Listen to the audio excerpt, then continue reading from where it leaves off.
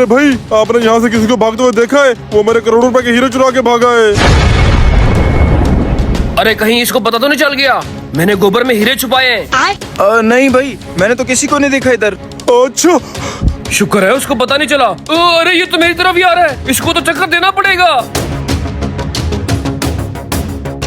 अरे पता नहीं कहाँ चला गया है, नजर तो नहीं आ रहा। रास्ता तो इधर जा रहा है, आगे चल के देखता हूँ। अरे करोड़ों रुपए के हीरे, पता नहीं लोगों के पास इतना पैसा आ कहाँ से जाता है।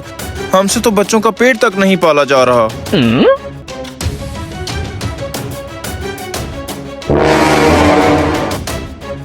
शुक्र है इससे तो जान छूटी।